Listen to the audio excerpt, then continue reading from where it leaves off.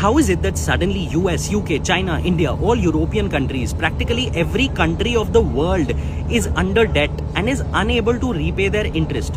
Who do they even owe this money to? And how is it impacting the stock market, gold prices, and even wars around the world? I'll explain it in less than 2 minutes.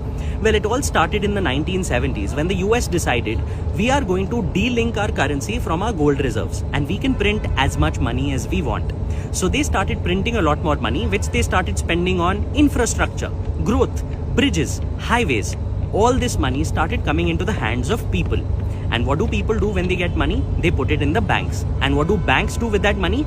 Banks start lending it to others who need it, including the government, because banks buy the bonds of the government and lend that money to the government.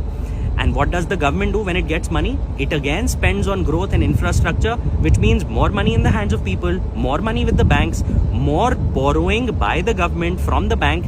And this cycle has been continuing for the past 5 decades, so much that today all the countries of the world collectively have a debt of $300 trillion. However, the global GDP of all the countries is just about $100 trillion, which means there is no way any of these countries can actually repay this loan or even pay the interest on it. Now, in such a situation, what happens? Look at it. When the governments cannot afford to pay the interest, there are 3 things they can do. Either they can print more money, which will lead to inflation in the economy and a lot of civil unrest. Or they can increase taxes to collect money from the people to pay the interest, which will also lead to civil unrest. Or the third thing, they can actually borrow more money. But something interesting has now happened. There is so much money that people are investing in stock markets, such as in the US, and not keeping it with the banks, that even banks don't have enough money to lend to the government. Which is why the governments are now stuck and they don't know what to do.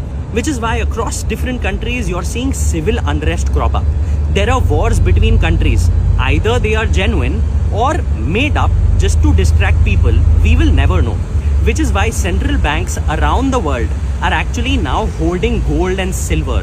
They want those deposits because they know it's a much safer asset compared to just lending to the government. Which is why maybe the US president wants the US stock markets to crash so that people start putting money back into banks again and then the government can borrow more. Well, the entire world right now is in a massive bubble. A lot more in the description. Share it with someone who may need it.